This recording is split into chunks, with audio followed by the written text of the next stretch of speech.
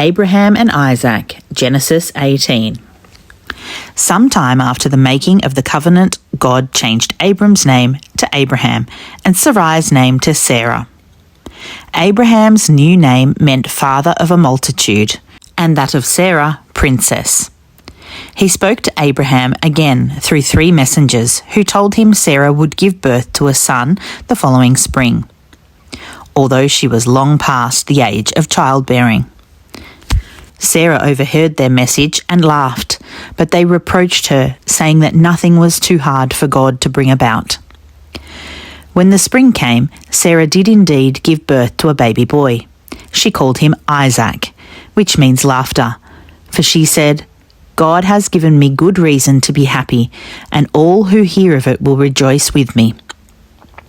Abraham had already had a son by another wife, Sarah's Egyptian handmaid, Hagar, for when Sarah had borne no children, she had urged her husband to marry another wife, as was allowed in those days. The second wife was regarded as inferior to the first, and if the first wife had had no children, she could, by ancient custom, regard the children of the second wife as her own. Hagar's son was called Ishmael. At last the day came when Abraham decided to celebrate the fact that Isaac was no longer a baby but a little boy. Until Isaac's birth, Ishmael had been Abraham's heir. But now all hope of succeeding him had gone, and in his anger Ishmael mocked his little brother. Sarah, seeing him taunt Isaac, demanded that Abraham send Hagar and Ishmael away forever. Abraham did so the next morning, and though the mother and son came very near death in the desert, God saved them. Ishmael grew up to be the ancestor of the Arabs, as Isaac was the founder of the Israelites.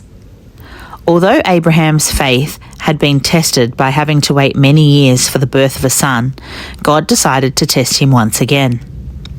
"Take your son Isaac, your son whom you love, to a hill.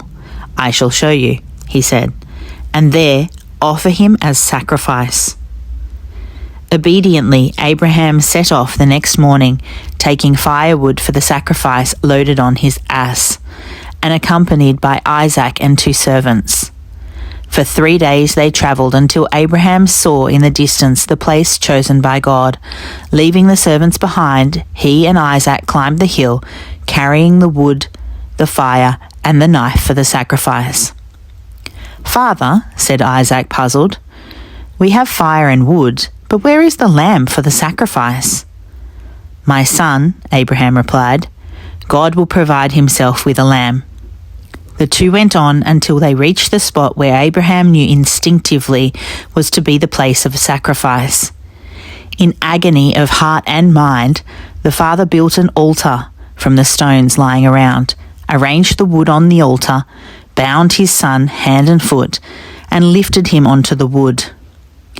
The Bible says nothing about the grief of the father and the fear of the boy, as he realized that he was to be the victim. But it is easy to imagine how terrible it must have been. Then Abraham stretched out his hand for the knife with which to slay his son. He raised it high, he tensed himself for the downward stroke, when suddenly a voice called his name from the sky.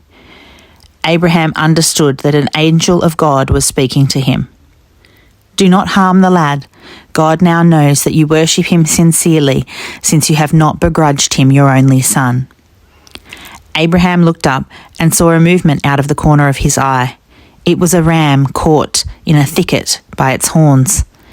He took the animal and sacrificed it in Isaac's place, and he named the hill Jehovah Jireh, which means the Lord will provide.